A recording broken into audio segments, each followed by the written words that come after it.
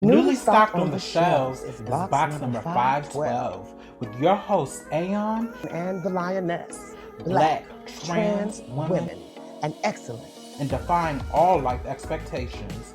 The show begins Now. Thank you for tuning in to box number 512 podcast, Black Grown Trans Woman Talk. My name is Samaya, aka the Lioness, and I'm here with my illustrious co-host. Hey y'all, I'm Aeon. And today we're going to talk about a myriad of different topics. But before we get into all that, we would love it if you guys would take the opportunity to like, follow, subscribe, and share. Follow us on all our social media platforms. And also stay tuned for our Friday live after show. But anyway, sis, what's the tea, girl? How you feeling? Just to be honest, this Father's Day just passed this weekend, and Father's Day is a really hard day for me. It's a hard holiday for me because I don't have a relationship with my father. I've never had a relationship with my father. So this weekend, it was just really hard. And that day, and also in a confluence of other things, has made me have a couple of mental health issues. So now I'm in the process of trying to get a mental health plan, which means finding a new therapist. Just because it's been tough. It's been really tough. And also, in addition to that, I've been isolated here in Chicago. I'm in the process of moving to DC, but it's just really been hard being here. And I don't want to say I'm by myself because I do have some friends here. But as far as like my support system, most of that is back east, along up and down the Eastern Seaboard. So it's just, it's just been really hard for me. And with all the deaths, being a Black trans woman, like, some days I feel really strong and I feel powerful.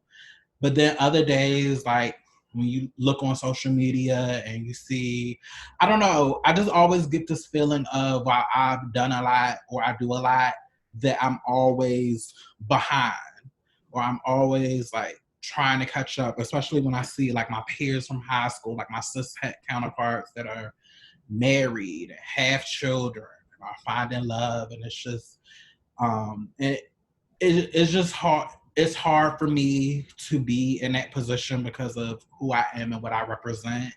And, I feel like I'm missing out. And unfortunately, that impacts like my self-esteem and my mood and my mental health. And it's, when we live these lives, like we really pay the price because while we want the world to change, the world hasn't changed yet.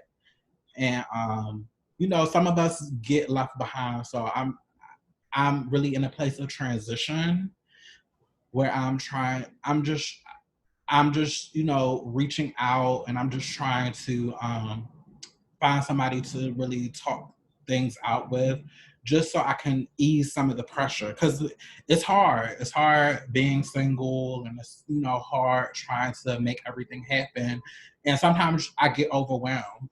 And I've been through like a lot of traumatic things, and I'm just really trying to be the best, and so I can, I just want to feel balanced. So, but yeah, this weekend was really hard for me, seeing everybody able to, share stories about their father and stuff like that, and knowing that I've never been able to celebrate a Father's Day. And I would want to if I had the opportunity, but just the way the chips have fallen, that's not my story, and I still have to deal with that. So, but on a brighter note, I am trying to just utilize different tools just so I can cope with that better and deal with that better.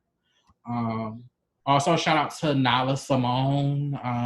I was able to reach out to her, and she was able to connect me with resources and just hold space for me. And I really appreciate her, because when I reached out to her, I was a mess. But I appreciate her for being able to do what she did. And, it's a process. It's a process, but I'm sorry to make it heavy, but this is the real, like this. This is Yes. my real life. But Well, sis, how was your weekend? you know what? I will say,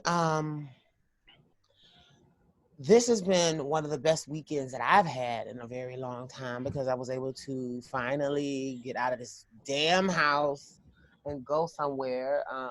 My husband took me to Galveston, Texas, which is the birthplace of Juneteenth, because it was in Galveston, Texas, that the Freedom Papers were finally read to the slaves that didn't know they were free for 2 years.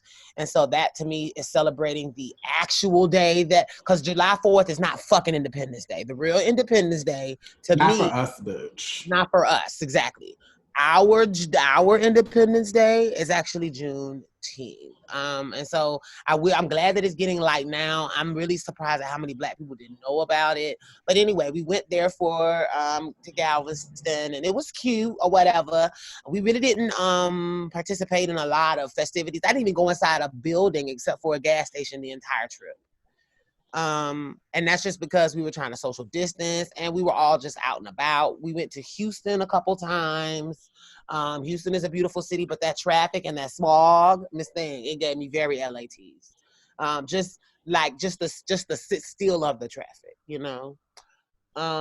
But it's a chocolate city. While we were there, we witnessed, and this is not just because it's a chocolate city, but it just so happens here, and I witnessed a car break in at the car next to ours.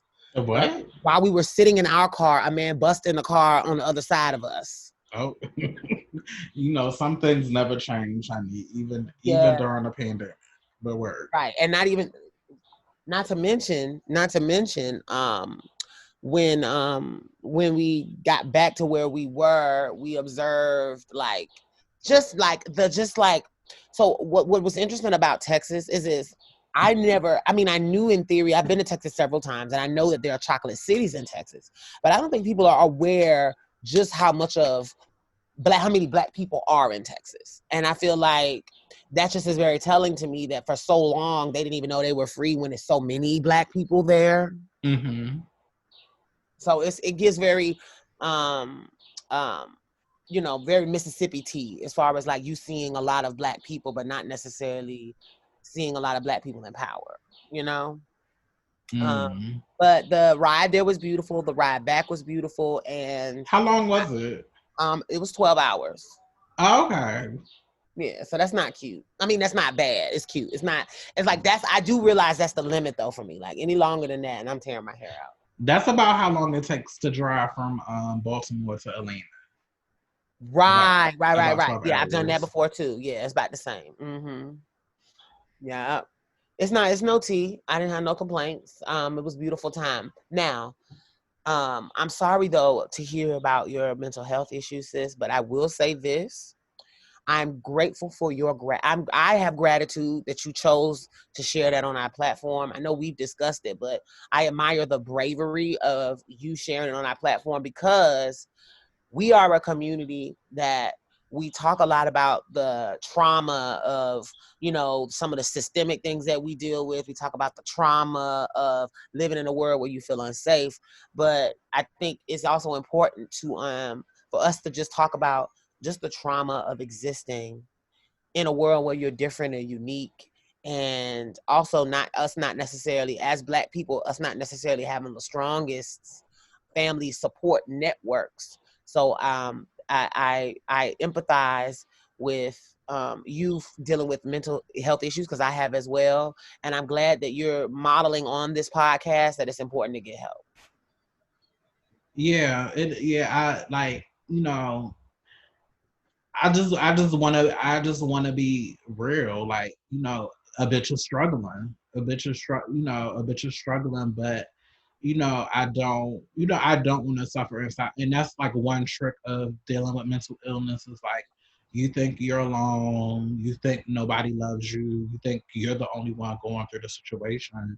And which I've learned through different situations that that's not the case. But it's hard. It's hard. And I don't want to be that person that sits and lies to people like, oh, like it's great, you go to law school and everything is peaches and cream, and everybody's going to accept you, and everybody's going to love you and open it. No, no. And in fact, it gets harder. So I just want to, utilize tools so that when it does get harder, like I just want to. I'm always constantly working to be, the best version of myself. And I don't feel weak. I just feel like I'm a human having like a human experience. And I don't know how she passed, but I just got the unfortunate news that one of the community folks here, Kimmy Elliott, Kimmy Elliott, she's an Atlanta native, she's an Atlanta girl, and I just heard of her passing. And so I'm not sure the details of that yet, so I don't want to give misinformation, but right. shout out to her in this moment. I feel like mental health is something that we need to talk about, but particularly as we keep being affected by losing people. Yeah. It's deep. And I want everyone under the sound of our voices now that are listening to this to understand that all of the things that you laugh at us about, all of the things that you find funny about our lives, all of the things that you think are key and that are interesting, all of those things pile up. And yes, it may not bother me that to see one person calling somebody a name out of their name or dead naming one of my sisters or whatever. But when it adds up, it makes you feel worthless and it makes you feel hopeless. And you often wonder, what is my value in life if it's just to battle? And her death just brings it back home to me that tomorrow is not promised, particularly for us, because this young lady was under 30. And it also just puts into perspective too, like, we have to remember that while we're here, we have to love on each other and we have to speak the truth, that all of that little shit that y'all think is cute, that's funny, the memes, the jokes, the games, you're negatively impacting someone's mental health. And even if you're not pulling out a gun, even if you're not going out and hunting down the girls, you're hunting down our spirits. You're attacking our soul. You're attacking our dignities and our legacies by the hatred that you're allowing to manifest in your own ecosystem. And I just want to just put into the space now that I wish that what my sister was saying was something that I hadn't heard before. I wish that I had not experienced it myself, but we all, our community in particular, are very, very susceptible and vulnerable to dealing with mental health issues, dealing with feelings of depression, dealing with feelings of worthlessness, dealing with feelings of anxiety. All of these things are more prevalent in our community than we're willing to admit because we want to seem like strong people. And that's why, Brianna, I just pointed out just now that I'm grateful for you sharing that because we're such strong people. And I feel like this is a time for all these supposed allies. Check on your strong friends. Instead of hitting up your trans friend when she comes online and says something you like to hear and saying, "Ooh, yes, I live. That inspired me," and then hanging up the phone and that's that.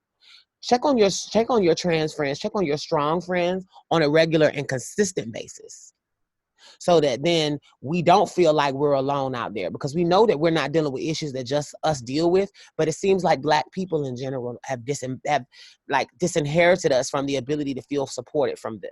And I just want to put that out there. I don't know how this young lady got killed, but her death really fucked me up just now because she's a local girl. So not that any other one will be different, but this one feels like even around the corner from my house, I may not be safe. So let's just keep everybody in prayer.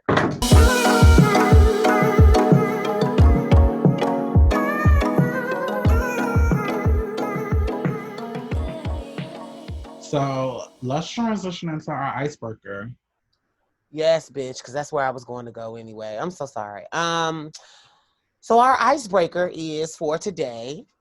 Beautifully, I think we as a community have the ability to appreciate music. And I feel like music is healing, music is change. And a lot of good music came out of the 60s and the 70s and the civil rights movement of the past. And so the icebreaker for today is, Brianna, what is your favorite, I'll even extend it to 60s, 70s Black Power anthem? Like, what is your favorite Black Power anthem? I know that may sound difficult, but like, which one, if you could pick one out that would apply today, that you would play now to, you know, make yourself feel better or to empower a situation, what would it be and why? I actually have two songs. You know me. I have to make everything more complicated. No, bitch, it's fine. So my first song is "Gonna Make Changes" by Phyllis Hyman.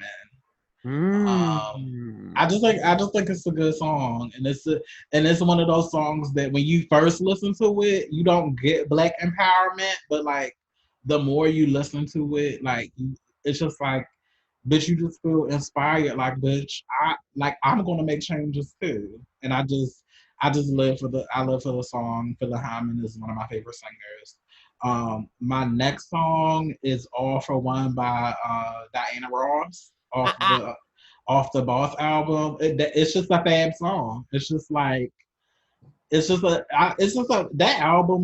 whole album was fab, but that song is just, when I first heard it, and I heard that song as an adult, I was just like, this song just feels like it feels like an activist, like it feels like an activist encouragement song. Like, you know, we're all in this together. Like, you know, we are all looking out for each other. I don't know. I just really live for that song. So those two songs would have to be it for me. Word. We would play those songs on this podcast, but I don't want any copyright. Okay. Yeah. So if you're that interested, we encourage you to listen on YouTube like I do. Right. For me, my two songs, well, because I'm gonna do two now too, bitch. One of them is "Lean on Me" by Bill Withers. Oh, that's cute. Yeah, I really live for that song because as a child, it gave me the concept that we are not in a world by ourselves, and that if my sister has a problem, then it's my problem, and that we have to lean on each other if we're gonna get through adversity. And then the second one it's from the 60s. It's 5 years earlier. So it's Mississippi, Hot Damn by Nina Simone. Mississippi Goddamn. I that song, as a child, I couldn't appreciate Nina Simone's voice, to be real. But as I got older, because it was haunting to me as a child, but as I got older, hearing those songs and me hearing that anger in that song, it's like, that is the energy right now that I feel like we're all having. And just to have a songwriter encapsulate just that rage of like, you really just gonna, like, goddamn, like, for real, you know? So right. That was what's up. So those are my two. Oh, bitch, you know what other song, just for the honorable mentions, but the song also kind of burns me down mentally. "Someday We'll All Be Free" by Donny Hathaway. Oh, girl, that tears me down. Like, it's a great song, but like, it's just so heavy, but it's so beautiful at the same time. That gives me, that song is beautiful, but I think of really beautiful memorial teas. You know, like when you want to steal the crowd to feel like the pain of us not being free and that longing and yearning for a world that may not be existing in our lifetime, you know? Right. It's just like, that's just so disheartening to hear, but that's a great song. And it's a beautiful music. Donny Hathaway, everything I love. Right. No, that's a great song, but I don't encourage the girls to listen to that too many times, honey, because it'll take you right on up out of here. Some songs have a little bit of sadness built in that you may, if you're not, trigger warning, bitch. If you're a sensitive population, you need to. That may not be your jam for right. If you want to listen to it just for the note arrangement, listen to the watered down version by Alicia Keys. I promise you, it won't make you upset. Well, it'll make you want to turn off the audio, but it won't make. Speaking of minor, because I don't want to use my platform to attack Black women, but I feel like we can be real.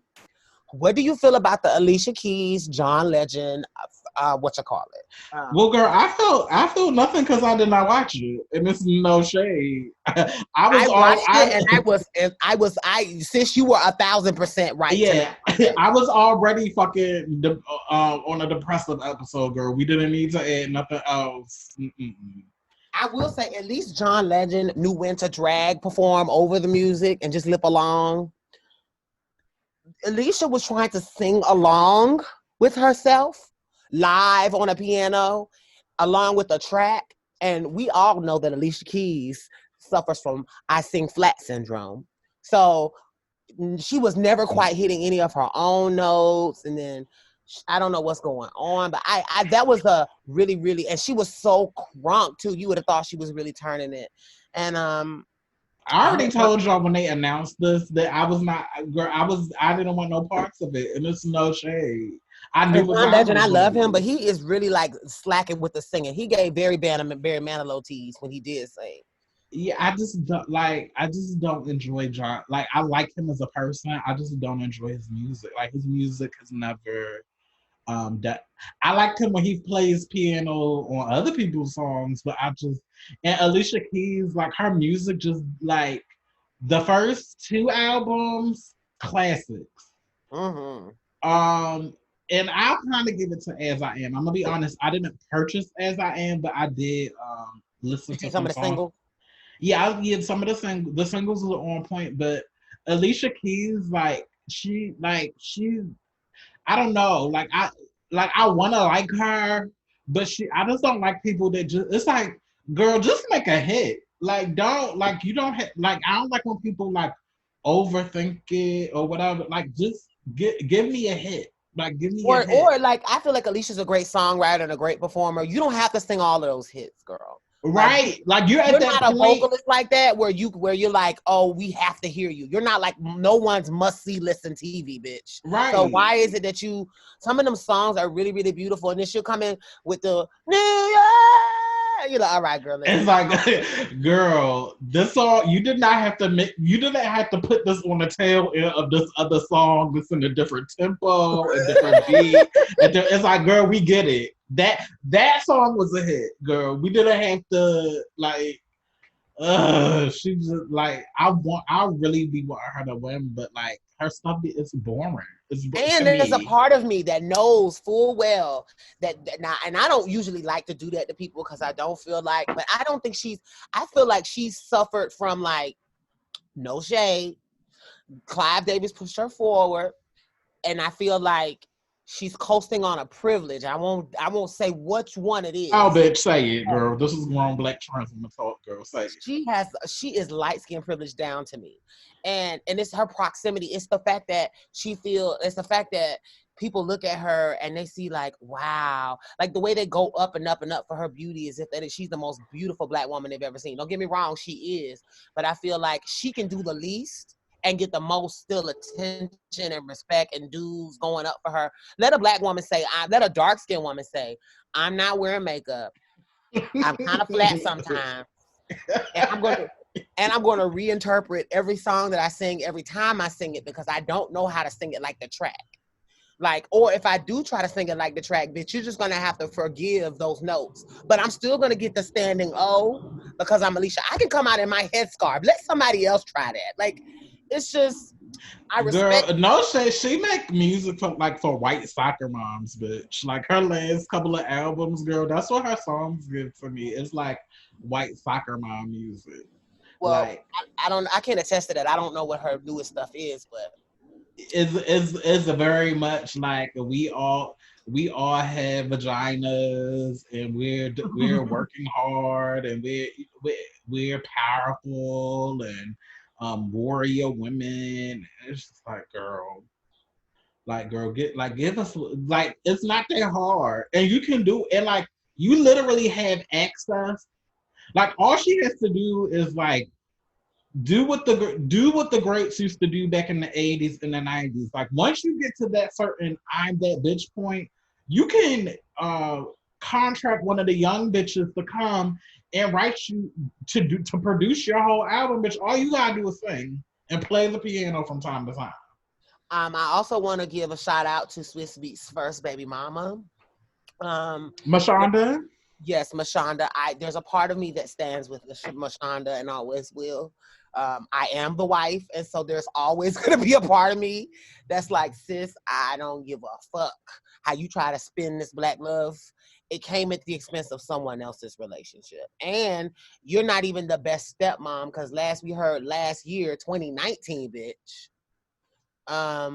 You were trying to get this girl, get Swiss Beats out other children to call you mama or Omi or some version of mama, and you were also trying to like allow her to have electronic devices that her mom wouldn't let her have, so that you could have access and watch what she's using. She's on a plan. Like I just, there's still to me with Alicia just that little air, that little residue of like, girl, I see you. And like, I respect your music, but girl, don't act like it's all a wash miss thing just because you have great connections. Like, bitch, I see you. And as a black woman, you have to atone. And part of that is you admitting that you fucked up. Like, the idea that is very much, it just happened that way. There was a transition. It's like, no, that woman was pregnant last I heard. So what's the tea? Alicia is never going to admit to that. Like, of course not, because that would ruin her squeaky clean image crafted by Clive Davis. Right. No, she's never going to do it. But yeah, I was not here for that versus. I'm sure it was quite lovely. But like I said, I was already in a place. I didn't need to go to that place, bitch. Like, and I just want to also give a shout out to Chrissy Teigen. Love her. Love her down. Love her down. But her husband, I want to just say, Chrissy is a rider, because from what I saw in them skinny jeans, girl, I was just like, okay. And that's all I'm going to say. But I did. I was like, okay. Like, I don't understand how he got Sexiest Man of the Year. I don't understand none of that shit. But more power to him, and shout out to her, because I feel like she is what makes him relevant. And so that's why I said shout out to Chrissy. Right. No, I'll give John his rose. John is very like, I feel like some white people know who John Legend is. A lot of white people know him. Right. So he's very like, no shade. Him and Alicia are definitely on the same playing field, and like he's well rounded with what he does. It just doesn't speak to my ear. But I like his music. I'm actually the opposite of you. Mm-hmm. I like his music, and I love. Let me put it that way. I like his older. I like his older. Did you buy the new album, bitch? Did you pre-order it? Not only am I not pre-ordering it, but he has classics like those first two. I have whole ice water right here for you. Drink this, not that. I'm sorry, my dog is insisting on drinking dirty kiddie pool water from when it rained. Because animals. Right, and it's like a whole ice water bucket right by it, and she's just like, I prefer to drink the mosquito water, thank you.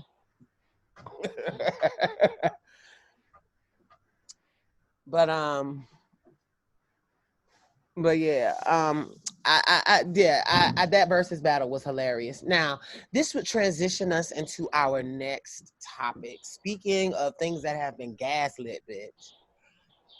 So, we wanted to talk a little bit about how, like, in this time we're in right now, or whatever, there are a lot of different like things that we're dealing with, and all of it is not like, yes, we're being murdered, yes, the girls are dying, yes, we have a lot of other issues, but a lot of what we have now is this like passive aggressive approach to handling us. It's like very patronizing, it's very exploitive, it's very tell me your tales so that then I can know more about what's going on with you, with no intent on doing anything forward. And I might even be asking you to tell me something that I'm not even ready to hear. I'm already in my mind making up that what you're about to say is crazy. So, sis, I know when we were talking about this topic, we wanted to talk about how there are different new terminologies and definitions. And I know you brought in the concept of gaslighting. I have a definition here, but before I get into that, what was your thought when you came up with this topic today?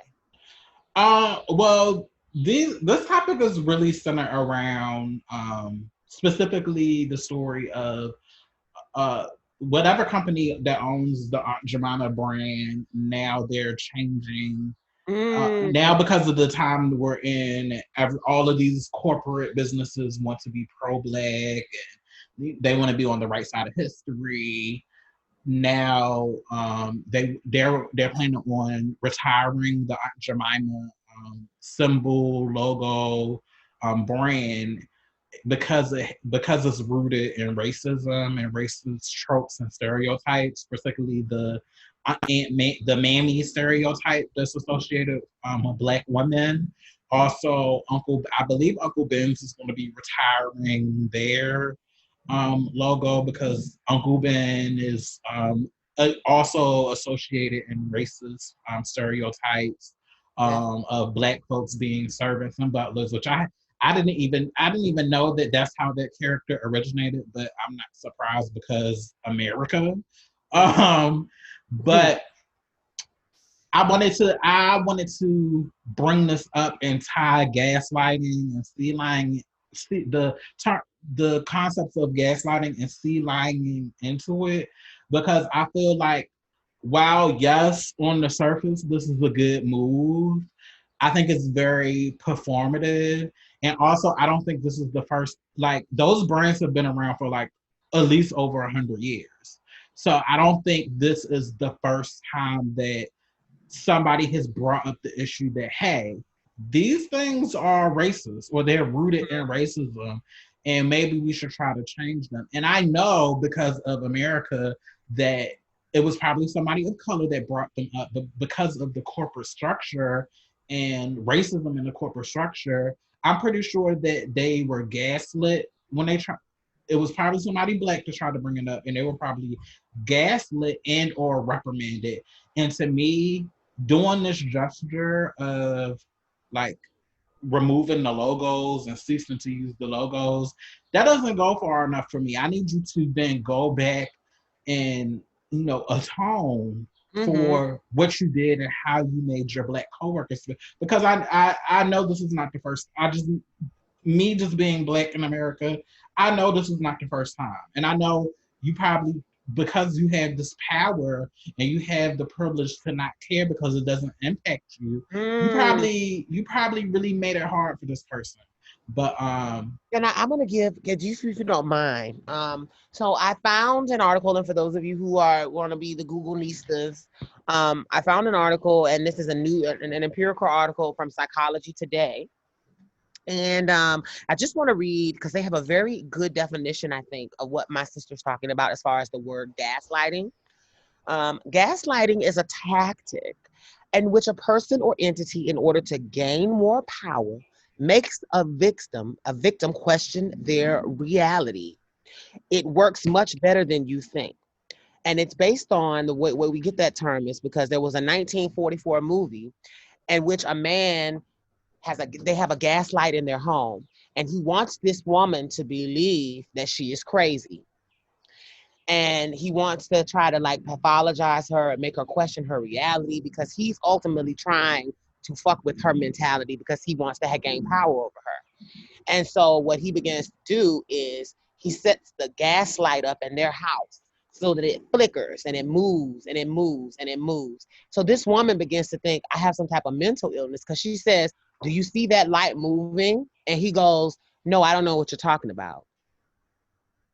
I don't know what you're talking about. I don't see what you're saying. We're living in this place together and I'm not experiencing what you're experiencing. Are you sure, babe? Do you think it could be this? Do you think it could be that? He took this woman for psychological therapy. He literally had her diagnosed and put on medications.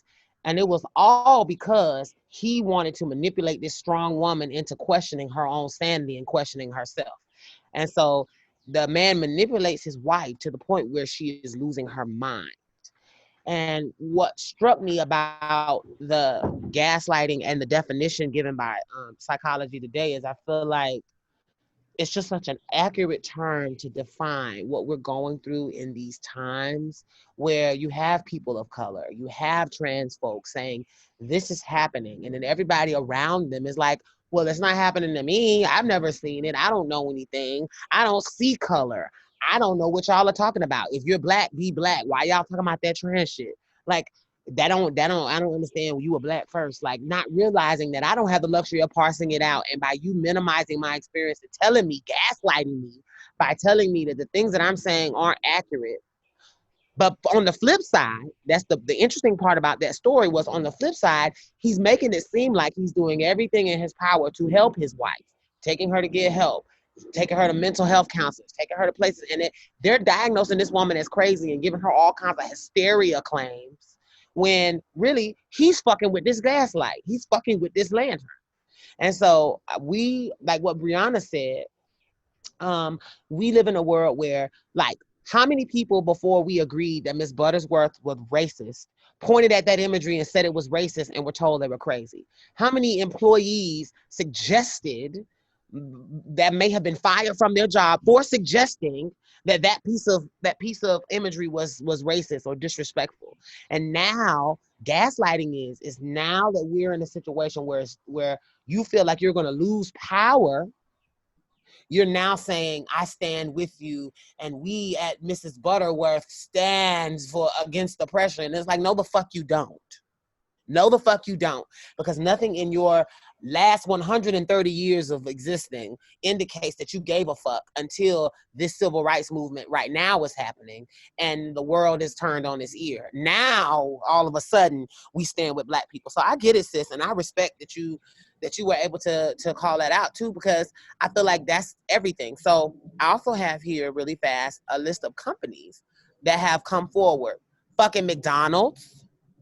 Okay, and I say fucking McDonald's because I'm aware that McDonald's has actively tried to block minimum wage for its employees since they've existed, bitch. They have actively funded organizations that try to counter protest. They've actually lobbied for the minimum wage in the South to stay the same as it's been since I started working. Okay, so it's interesting to hear that McDonald's is now invested. Also, you have Nike, you have Ben and Jerry's, you have Well, Ben and Jerry's has always been here for the shit. They've always been here for the shit. That's just an example of a company that's coming out. And here's the thing. Some of these companies have actually done, and they're actually trying to engage, because they always have been with the shits. But what we're saying is that as a whole, you just saying Black Lives Matter is not enough. If you cannot show that you are willing to make interior, systemic, long-term changes with a strategic plan designed to improve the lives of the Black people that you say matter, you're just talking shit. Bottom line. Right, because it's like, if you really had Black people in positions of power that get to make the decisions of what messaging and what branding and what imaging is going out, a lot of these corporations wouldn't run into a lot of the situations that they run into when they promote racist ads or racist logo. Like, it just is. So if you these same companies, if you look at the top level of who's running stuff, you probably still won't see any Black folks or people of color or people who are of color and queer. And even a year or two from now, unless these companies like are really committed to deep internal systemic change, we're going to be right in the same situation again. So one, you shouldn't have this racist symbol, but also you shouldn't be engaging in racist practices in your business. And let's talk about, I read an article that the lady that came up that is actually was the Aunt Jemima was actually an employee of the company, and is actually an employee of the company. She started her own business. I want to tell her tale because this is very powerful. She started her own business, and she had over 50 different recipes. I think it was 50 different recipes that she had that were her personal recipes for not just the syrup, but for the pancakes. And Aunt Jemima was told that if she wanted to keep her job, because she was working for the bigger company, I think it was Quaker. I don't want to cause the wrong company name right now, but she was, let me just look it up real fast. But anyway, she was working for this company, and she was told, if you want to keep your job, you know, we're going to take these recipes because you can't compete with us. And they took her business plan, took all of her recipes, and then made a multi-million-dollar industry and gave her not one dime. She was allowed to continue to work every day until she retired in old age. And that was what she was given in return for her intellectual property, was the ability to keep her job. And so you were right, it's owned by Quaker Oats. Quaker Oats, yes. And what's interesting about this phenomenon, even deeper, is how the family is suing Quaker Oats now for I want to say almost a few $100 million, because what they're trying to say is that you built your whole business plan off of my ancestors' business. And this is how they found out. Quaker Oats, the owners of Aunt Jemima, wanted her descendant, her great granddaughter, to pose in their new updated imagery.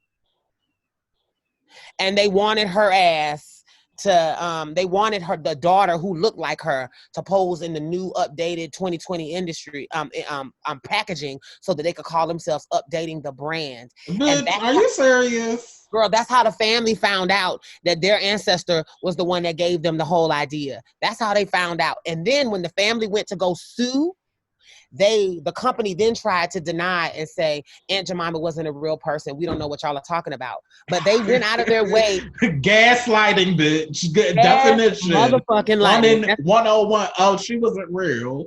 Bitch. She wasn't real. We don't know what you're talking about. Now, mind you, they came to her, and the reason why she has a bona fide lawsuit is because they actually came to her, explained the history of her ancestor to her, and said, we would love for you to participate in our new advertising. And she was like, wait, what? And ever since then, they've been fighting. And now, and they've been fighting even before the image was taken down. But they took the image down now, and they're trying to tie it to, we support Black people, but it's really, we don't want to have to give this family no money. Gaslighting. And this message will self-destruct in some seconds. In 10 motherfucking seconds. Bitch, you know, but see, and this is the whole point. If y'all was really about it, if you were really about restoring the balance and redistributing fucking wealth, y'all would know that y'all have made billions and millions of dollars over generations. It would be nothing to give this lady and her family money as reparations for basically stealing her business from her for over 800 years ago. You guys didn't give Jemima money to start her business to become a Black female mogul. You stole from her because y'all are racist. And you stand up for the Black lives whose business you stole from all those years ago. Don't stand up for it now and just do this empty gesture of, well, we're just going to get rid of this logo, and really we're doing this so we can act like this never existed, so we can tarnish the stain on our the Quaker Oats brand. When really you don't want to pay a settlement to this family. So if you look online, you'll see articles where you hear the Aunt Jemima family does not want to change the brand. That's kind of a misnomer, and it's inaccurate. What they're not saying, they don't want the brand to change the logo. They're abandoning Aunt Jemima so that they can use the excuse that we have no profits to give you. Right. Bitches always something with white supremacy. It's never what you think it is, because they're always trying to evade accountability. They're always trying to evade atonement for the shit that they're doing. So this little, we're gonna change the mascot from Aunt Jemima to Angela Davis because she was pro-Black, and we want people to eat these pancakes to feel like, bitch, it's all performative. It's not real. And it's gaslighting for you to say, we're crazy because we see you. Because right now, what they would say is, well, actually, Aunt Jemima, we came forward and we agreed to change our entire brand to accommodate. So really, we're supportive, and I don't know what you guys are talking about, and you're crazy. And the gaslighting comes in is when we actually know why you did it. And so then the next term, sis, that you brought into the conversation that I use sometime online as well, because I feel like But when I use it, I know that people don't understand what I'm talking about, and I'm trying to like throw a wrench in their plan because they think that they are asking me questions and trying to throw me off my game. So then I say, well, you're just sea lining, and block them. And they're like, I know they have to Google what the fuck sea lining is. So I'm going to define it here for you guys. Sea lining is a subtle form of trolling involving bad faith questions. You disingenuously frame your conversation as a sincere request to be enlightened, placing the burden of educating you entirely on the other party. If your bait is successful, the other party may engage painstakingly, laying out their logic and evidence in the false hope that you would learn or that someone would learn from what they're sharing. In fact, what you're really trying to do is to harass or waste the time of the other party because you have no intention of truly entertaining their point of view.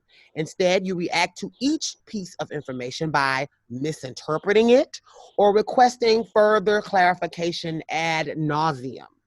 The name Sea Lining comes from a Wonder Mark comic strip, and here's it used in a sentence. I spent 5 minutes asking polite questions, sea lining him into hours of writing until he got exasperated and told me to fuck off.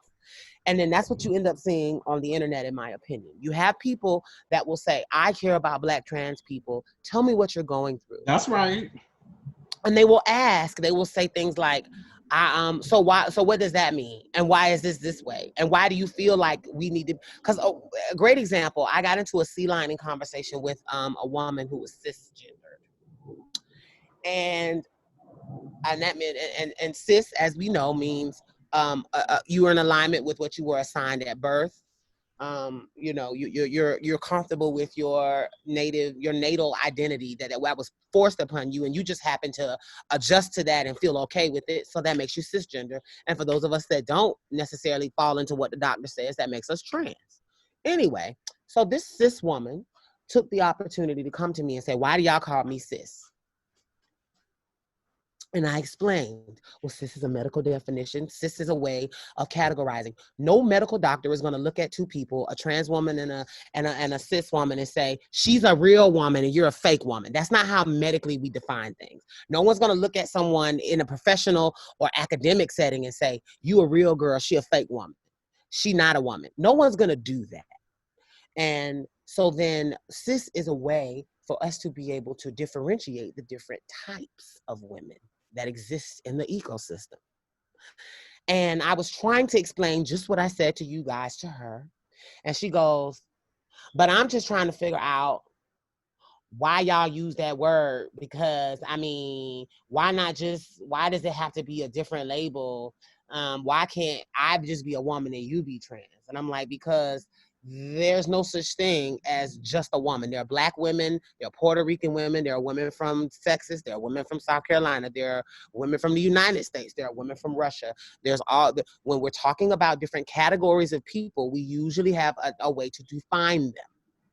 And cis is the way we define people who are in alignment with their birth genitalia. Now I went through that with her. And she asked me again in another way, the same damn question and the same damn question. And then 30 minutes in, I realized she was sea lining. She was asking these very polite questions in an attempt to try to provoke me to frustration. And in frustration, I would have lashed out to her. At least that's what she was going for, because she was like, well, what? Because I know that her intent was to offend me, because at the end of it, she said, because I didn't go there, I just kind of stopped responding. At the end of it, she goes, right, exactly. Another man trying to tell me that I'm not a woman. And I knew then that her entire purpose of wasting my... Oh, she said that to you, bitch? Yes, ma'am. Online, of course, bitch, not in real life. Girl, but the thing is, girl, you're so late, girl, because you weren't real enough to say that you saw me as a man in message number 1. You wanted to play this game. She was asking me bad faith questions because she was disingenuously framing her conversation as a request to be enlightened. She put the burden on me of educating her. She wasted my time with me painstakingly laying out my logic and giving false hope that she would learn and that I could help her. And at the end of the day, she had already made up her mind that I was a man, and that nothing that I said would have made me a woman anyway. So she already made up her mind when she started engaging in the line of question with you, because again, she was never asking in good faith. It was just it's a passive aggressive tactic to tire you out and to wear you down and to make you feel like you're crazy. Because ultimately what she wanted to do at the end of that, she really wanted to lead. If I had gotten angry with her and I was she would have said those things and tagged a few friends, and that would have been her sea-lining me into a reaction so that then she could see how crazy they are. It's just like how white people will bait a black person, accuse them of all kinds of things. And if we didn't have camera footage, you would not believe these black people for saying. So then you would have white people thinking that they're meaning well, asking, well, what makes you think that was a racism? Well, how could that have happened? Well, what is this and then the third? When they've already made up in their mind going in that they're not going to accept anything that you say as truth. They're going to misinterpret everything that you said. And it's a bad faith questioning because you never intended this conversation to lead anywhere but to what? Samaya's a man. That's what she wanted that conversation to end. She had no intentions on truly engaging me as a human being. As a matter of fact, she totally denied my experience after I spent time texting her paragraph after paragraph, helping her to explain. And a lot of black people will say, well, why don't y'all just talk to people? Why y'all got to be so angry? Well, that's why. Because when I do, you've already come with your idea, and I don't want to feel like I have to convince anyone that I'm a human. So now I don't even answer because of that woman. I have made up in my mind that I'm no longer answering questions that you can Google for your fucking self. Right, and that's what I was just about to say. You're contacting me on the internet because you're clearly on Facebook, and it's just this. And people want to say, "Well, don't yell at us." Educate? No, that's the labor for me as the marginalized person to educate you when people have already done it. You just don't want to do it because it's easier for you to sit in your mental position and to attack me and to make me feel like I'm fucking crazy when I'm not. And I'm not. And the perfect example of sea-lining to me is every time that a trans person goes on the Breakfast Club. Because Charlamagne and DJ Envy will sit up there and act like every time it's a new trans guest, they act like everything is just brand new to them and they are so green. And it's like, y'all literally get dragged every time y'all get a trans person onto your show. Like, y'all get dragged every time. Yes, because the way Charlamagne and them ask questions is very much, so you say you're a woman, right? Now, bitch, what the fuck kind of answer could I give to that other than to explain something that I've already explained that you Googled about me before I walked up here? And so then for you to then ask me, so it bothers you when people call you trans? It bothers you when people call you, say that you're not a woman? Like these questions are questions that on the onset are going to be inflammatory. You're asking in a polite way. You're inviting these people up to your show, giving them water, making them feel like you're going to actually hear what they have to say, when the purpose is to sensationalize and get good radio for your listeners so that they can say that they had their shade represented by a face that they love and respect. Because at the end of the day, these people are asking these questions in bad faith because they really don't intend to really get to know this community, because outside of these interviews, they talk shit about us like they didn't just get educated. Right, and it's always, you can't get mad at us because we don't know what pronouns to use and Google the motherfucking pronouns. It was on my Facebook page. Like, they literally do that every time a trans person comes up. Like, you can't get mad at us because we are new and we don't know. And and then what should we call you? Bitch, I'll knock you in your motherfucking face. Right. So if you could, just like you can research anybody else that come the fuck up here, when I introduce myself to you as Ashley or Samaya or Brianna or any other human being, Nala, when I introduced my motherfucking self to you and I said, my name is Samaya and as a woman I feel this way, and you decide, and you could have Googled me, you could have done any of those things in advance, but when I even introduce myself to you, then you wait till we get on the camera to go, well, what are your pronouns? I won't be disrespectful. What are you're being fucking disrespectful because you see what they are. I've communicated it. And if nothing else, if you're really calling yourself a journalist, if you're really calling yourself having a show that is supposed to engage in informed conversation, if you can write those eloquent ass donkeys of the days where you've researched ad nauseum people's mistakes and for your own listeners to laugh at them, then you can Google someone who's trans this information before they get there so that you don't make them feel crazy by asking them stupid ass questions that are basic trans 101. Right. So it's just Gaslighting. That And sealining. Right. And it just, and those are the type of things, like, we speak to it on a systemic and institutional level with like the Aunt Jemima and these corporate organizations that are on the surface making good faith efforts, but really it's the underlying motive, and it's them trying to really suppress real progress and change and real atonement for their actions. But like these type of things and these type of microaggressions are the things that contribute to the mental health struggles that we have as Black people, as Black and queer people, because we are constantly in a position where we feel like we have to explain ourselves, we have to defend ourselves, nobody takes us seriously. And a lot of that shit we end up internalizing, and it makes you go crazy because it's just like, I know I experienced what I experienced. Why is nobody taking me seriously? And why is what I'm saying often, it comes off like I'm speaking a foreign language. Right. Like no one can even relate to my oppression. Like there's no minority that can't say they can't relate. So why is it that I'm having to go out of my way to explain what I know is a common experience for anyone who's in a white man in society? And why am I trying to explain similarities that you can relate to if you had a fucking empathy period piece in your heart? If you had an empathy chip, you would know what I'm going through, because as a woman, as a minority of any kind, as an immigrant, as any other minority, any other group, you know what it is to live in a world where you're being told you're not enough, you're not acceptable, and your feelings and emotions aren't valid. Whether it be an ethnic minority in some of these Arabic countries, and some in India now, Muslims are being oppressed. Like people know what it is to be oppressed.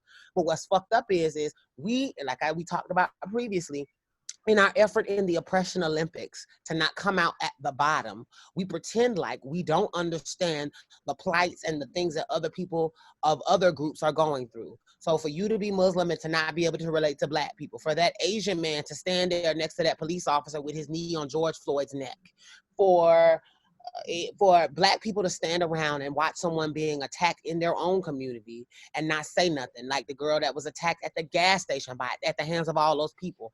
All of that is indicating that there is a bad faith effort to have empathy for people that are different. And you're no better than white supremacists if you can't see that you have to empathize with everyone, that all of us are human, that everyone has a right to exist unencumbered and free in this world without being affected negatively by the people that say they are around them. If you can't grasp that, then you're just as bad as a white supremacist, in my opinion. Right. And it's just, at some point, for me, it's liberating when somebody that has gaslit me and done me wrong, like, y'all gonna have to cop up to the shit that you did. This whole, we're Black Lives Matter now, so we all good, right? It's like, no, bitch, you actually need to recount, and I want to hear about what you did. I want to hear about how you made somebody feel. I want to hear about the racist and phobic things that you did. You just don't get off the hook because it's hashtag Black Lives Matter or hashtag Black Trans. No, you need to talk about all of the fucked up shit that's true atonement. That's true atonement. Going down to the point, yeah, and don't just talk about it in third person like you didn't participate or you didn't benefit from the shit that you did. I hate when people do that, where it's like, well, yeah, those white people, or even with trans amorous men, it's like, well, those trans attracted men did that, but I didn't do this, and I'm here right now, and I don't know why you're upset about those people when because what we do, and then it goes back to, well, if you say that you're trans amorous and you say that you love us and you're considering us for a relationship, how do you react when a trans woman dies? And what do you do to let people know in your circle that that's not okay? And if the answer is nothing, then yeah, you're fucking gaslighting me when you're saying I'm crazy for making it seem like you're part of the problem. Because Right. if you're not willing to stand and actually say, that's not fucking okay, bro, don't talk about them like that. If you're not willing to go and take advantage and use your platform online where you putting up pussy memes and who gonna let me get it memes and putting up all these other humorous things, if you can't share, now if you say you love us and you love the girls and you haven't shared not one information about a Black trans murder and you don't talk about it at all in your life, then you're a fucking problem. And that's just being real. And that's me holding my allies accountable, because if you say you're an ally, then that means that you need to be fully invested in what we're talking about. Otherwise, you are lying to me. You're emotionally manipulating me. And that may not even be necessarily based on a desire to see me fail, but it is a desire for you not to be accountable. Right. It is a desire for you to try to deflect the energy away from what I'm saying and make me feel like what I'm saying is too much for you, or it's overwhelming and you don't want to talk about it. Well, who the fuck can I talk about it with if I can't talk about it with my family? I can't talk about it with my church. I can't talk about it in community, and I can't even talk about it with my intimate partners. Right. And I'm just, at this point, I'm just not willing to believe that you are where you are and you didn't benefit or you didn't play a part in the systems of bigotry that are pervasive throughout our culture. Just like it would be wrong if I stayed up here and act like I was woke and I was pro-trans. No, bitch, for a long time, bitch, I was anti-trans. And I did a lot of shit that was anti-trans to myself, feeling like I had to live up to a certain aesthetic, not socializing or associating with girls that I didn't feel were quote unquote passable or didn't look us like. So we all play a part, in the system. But if you want to get real and if you want to bring change, you need to talk about how these systems impacted you and how they affected you, and not acting like you're just this third party that just came to some awareness, but you didn't go through any fires. You didn't go through any trials and tribulations, because you just don't get enlightened not going through nothing or not having to divorce yourself from the system. I just don't believe it. Or you just don't wake up and not perpetrate those isms in some type of way, because that's the effect of living in the world and living in the society that we live in, and navigating these systems where we're told this is right and this is what you need to do, but then one day having to question and having to unlearn all of that. So I just feel like it's so just disingenuous when it's just like, well, not me. Like I didn't do it. It's like, bitch, you did do it. We all have done it, and we are all unlearning. But to just sit there and just act like racism and transphobia and homophobia are just those things over there, and that you don't perpetrate it, or you don't, and that you actively have to even though I'm awakened, it's the little stuff that I actively have to unlearn so I can stop hating myself. And it's an everyday practice. It's an everyday skill where I purposely have to write affirmations. I purposely have to put images around me that actually reflect me, because it's just so ingrained in who we are as a people. So if you want to be you really want to be an ally, but you have to have a story for me. You have to have a story. It's just not good enough because what happens when we don't do it, when the whole rah-rah everything settles down, it's easy to go back to bad habits, and we just end up perpetuating the same cycles over and over and over again. Yes. We find new covert ways to oppress people and new covert ways to perpetuate all of the isms and phobias that are prevalent, are based on what our country is built on. Agreed 1,000%. Another a really good example of it is, so Anna Wintour is retiring from Vogue. That bitch. That part. And in her retirement essay that you guys can Google online, she went on and on and on and on about how Vogue has not done enough, that Vogue is this and Vogue is that, Vogue is But this. sis, you were literally the editor of Vogue, bitch. She was the woman in charge. And then she goes on to say, I'm announcing my retirement, but I know that we're going to do better. Well, what you essentially just said to us, Anna, is I'm not here anymore, so you niggas can get through now. And for my retirement party, I would love it if y'all cannot bring up my racism, because I'm sorry. We were wrong. We as a collective were wrong. And we as a collective would do something to fix it. But let's talk about the gaslighting she did for years, when people of color would point out that the racism inherent in their images and the way they do advertising and the way they present things, the way that they defined beauty in our society. They have single-handedly really made a whole generation of Black women feel like their beauty is not appreciated and that their beauty is inferior to whiteness because of the imagery that they put in their magazine. And then by calling themselves Vogue and being the leader in that fashion industry, and then for you, for all of those years, for you to make it seem like Black people are crazy, we're doing the best we can, and giving us the occasional cover and giving us the occasional ad inside, but majority of what you promote is white supremacy. And then after all those years of Black people calling it out, you do us the slap in the face of saying, y'all was right, y'all ain't lying. But I'm not going to be here to be a part of this change, baby. So good luck with that. I'm going to call out the company that I'm leaving for not doing enough, because that's just what I want to do. And I'm going to continue on with my life, because I never did nothing like that for you niggas. Like you can have Black friends. And that's what white people need to know. You can have Black friends. You can have Black associates. Andre Leon Talley can be your best girl, bitch. You can have everybody in the world around you that are telling you that everything's okay. But if you set up a system that makes it easier for one group of person to get covers, to get ads, to be photographers, to do things in your magazine, and you ignore the entire world of Black beauty, and you don't include any of those Black brands that are trying to promote their products in your advertising, that you only use these white Black models when you want to have them on white companies.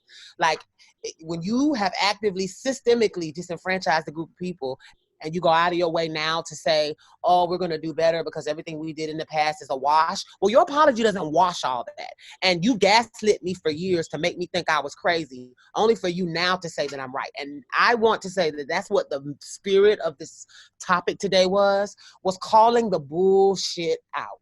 So I need you to do more than just have Anna Wintour on her retirement day say y'all sorry. What I would love is for y'all to actually restructure your company and make it an imperative that there be equal representation. Now that to me would be change. Yeah, but even it literally costs people nothing to be fair. Like, it literally would have she would have lost. Maybe she might have ruffled some feathers. She would have lost a dollar. Right, but it would have cost you nothing to do the right thing. But it just shows how people are so invested in maintaining the status quo.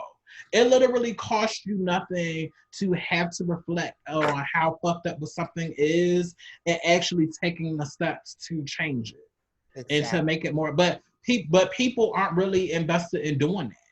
Which is why all of these broken systems are able to perpetuate themselves and survive in a world that supports patriarchy, racism, and everything else. But it literally would have cost Anna Wintour nothing over her 30 plus year tenure at Vogue. I think it's like 35 years. Yeah, to incorporate more Black and brown and Asian models or people in power or photographer. Like, it literally would have cost nothing. But people are so invested in maintaining the status quo, and then like giving this statement, oh yeah, this Black Lives Matter. I feel the same way too. And they're acting like you weren't the most powerful person in the fashion world and you couldn't have done anything to change that. I don't believe that. Mm-hmm. So fuck you, Anna Wintour. I believe every single word from Andre Leon Talley. I just believe it, and I'm not. to me, I'm not impressed. I'm not Well, what did impressed. Andre Leon Talley say? Because I know that they were friends at one point, but I guess Well, they're falling out now. But he said that she's racist. And it's been and basically she would pick him up like he was very much an accessory to her. Like she never really cared about him. You got to get into. He has a documentary on Hulu called The Gospel. Well, he doesn't really talk about her in the documentary. It's more so he had a book that recently came out. But yeah, he talked about all the people he was having in Hollywood and stuff. Right. But yeah, watch The Gospel according to Andre Leon Talley. Okay. But them people in Vogue really didn't fuck with Andre Leon Talley. Because he detailed like a lot of the racist shit that he had to go through while he was at Vogue, and he thought because he was the exceptional black that it really didn't mean anything. But now at 70 something years old, he realizing that, you know, he endured way more than he should have in his career. It says Talley and Wintour fell out in 2018 after he discovered he was no longer doing the red carpet interviews at the annual Met Gala or those for Vogue's fashion podcast. He's replaced by Lisa Koshy, a young YouTube star and, of course, white person. Mm-hmm. And I just want to put into the space, like... So yes, I'm glad that Andre Leon Talley was able to tell his truth. And I can't imagine how many people like him have had to be the best girlfriend, be the Judy, be the single, the token black person at their job or their, you know, or in their town, just simply because of they're not either being other people around you or whatever. But what I find very interesting to this is like what you said about the concept of being exceptional. So what people will tell you, and I've been told this is, oh, you're not like the rest of them. And this is not even necessarily always from black people. I've had trans amorous men. I've had people that call themselves trans community supportive that will look me in the face and say, how can we get more people like you? How can we you try to make me feel exceptional. And if I bought into that, I would believe that I'm somehow better than somebody, because then the notion is you are something that I haven't seen or that doesn't exist in nature outside of you. And I want to honor you for that. So will you take this job? Will you do this? Will you do that? And then in return, help me maintain your exceptionalness by dragging you out every time I need to show that I'm not reaching these people. And what's interesting is at the end of it all, Anna, his good girlfriend of many, many years, darling, let him know that he was just a face and a black employee. And as soon as she needed to update her brand or shift, she would unceremoniously denounce all of the years that he helped build that fucking company. And a lot of it, that I know about, from what I know of him and from what I've read, and I think I might have even seen this documentary we're talking about a little while back, but from what I know of him, he built a lot of it on his back. A lot of his own fashion instinct was used to help craft that brand. And you know what that white woman did? She went and did exactly what we know to happen. She reminded him that he was not exceptional. And at the end of the day, as long as you buy into the narrative, the idea that there's something about me that is lightning in a bottle, and I'm not saying you can't have high self-esteem. I'm not saying you can't see yourself as something that is unique. But when you think that your uniqueness makes you better than other people, or that it puts you in some elite class, and when it gives you access into to rooms that other people aren't allowed in, and you feel good about it, and you're not encouraging other people to be let in, then you can only hope that you can only expect that at the end of it all, you're going to be treated like those rest of those people they wouldn't let in the room. Because I really don't want you here, but I have to have one. Yeah, fuck that bitch. Fuck her and her bob wig. And shout out to Andre Leon Talley, because I want you to know, I'm not even saying that from a place of judgment towards him. I'm saying that we've all been there, brother. Also, let's add this lens to it. Why a lot of our black LGBT folks feel safe in the arms of whiteness, because a lot of times we are ostracized by black folks because we're cast out. They don't want us. Like think about like Marsha P. Johnson may have been alive if she would have been able to thrive in Black civil rights spaces. If they just didn't, if she just only wasn't relegated to If the she was honored for the LGBT, legend she was and the trailblazer she was, and actually right, invited to the table in the full Black rights movement, and if her rights mattered as much as everybody else's, she wouldn't have died from the qualities of living that made it hard for her. right.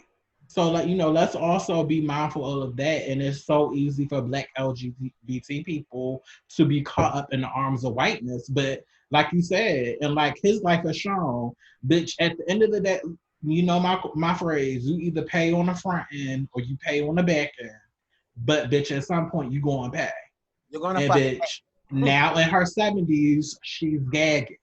Because she thought she was that girl, and Anna let her know, bitch, you might be that girl, but you're not a white girl, bitch. So because that's who I would prefer do all of this. Right. So it's just a shame. But I never, again, it will literally cost, even going back to the Aunt Jemima thing. Quaker Oats could still pay Jemima's family all of the money that they owe her family and then some from basically profiting off of her and stealing her intellectual property and still be able to thrive as a company because niggas are still buying pancake mix and syrup and oatmeals and grits. Like, y'all will still be able to run as a company and pay, but people only want to do the performative stuff and they don't really want to do the real shit to redistribute wealth and to atone for all of the fucked up racist shit that they did. Like, it literally would cost you nothing. It would be of no consequence for you to do right by not only Jemima, all of the Black people that have had their ideas stolen, had their intellectual property stolen, and like, it would literally cost people nothing to pay the Black people back or invite the descendants of the Black people to the table so that they could then reap the benefits of the what their ancestors did. But until these companies do that, we're not going to be no better. And also, I want to keep reminding folks this: capitalism is not going to save us in the end.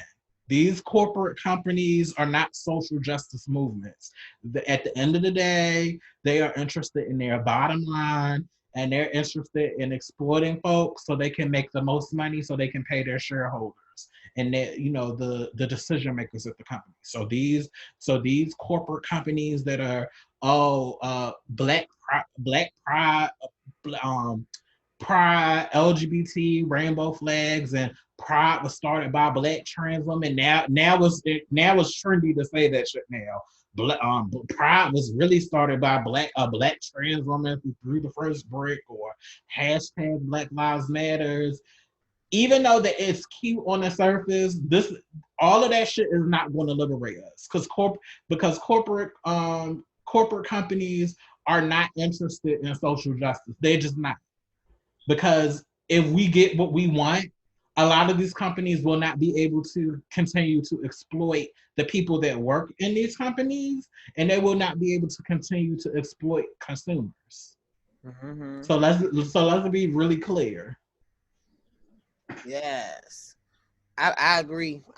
We have to get to that place where we have to be clear and concise about what is fucking up with us, because people will try to parse our words and pretend like what we're saying isn't true, or they'll make us explain what we're saying over and over again with no real intent on trying to guess understanding. So yes, and I feel like this podcast really addressed that. Sis, so I'm just doing a time check. Did you want to, so before we close out, I wanted to, sis, did you have anything you wanted to add or anything you wanted to say? No. The only thing I have to add is y'all need to cut the check. And all y'all companies need to cut the motherfucking check. Y'all have literally made billions off of exploiting us, and it's time to cut the fucking check. Also, Washington Redskins, y'all should have changed the name of y'all team. Are they trying to change it now? No. They not trying to change it, and they wondering why they don't never win shit. Change the name of the name is fucking racist. Redskins is racist. Using the logo of indigenous people is racist.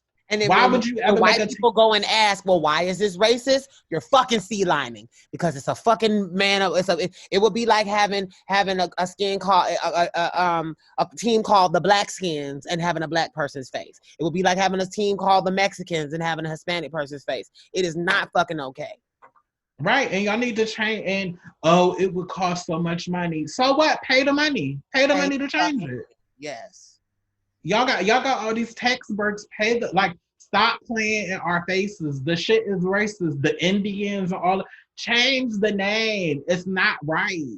It's not, and it shouldn't have to take niggas dying in the street for y'all to do the right thing. And it literally, what in the long run would cost y'all nothing to do the right thing, but y'all would rather perpetuate these systems that make fun of and make light of people and their culture and their features. Change the fucking name. And if you are a black person or any other person of color, and you are upset by the blackface, and you're upset by what Gucci did and Aunt Jemima and Uncle Ben, if all of those things upset you, and Redskins doesn't, then you're a fucking hypocrite, right? And you're also a part of the problem. Bitch, and there's so many niggas that are Redskins, hardcore Redskins fans, and it's just like, girls, like, really? And also, whiteface is not the same as blackface. I'm tired of black people trying to say, well, what about white chicks when they did? It's not the same because the whiteface is not rooted in a history of racism.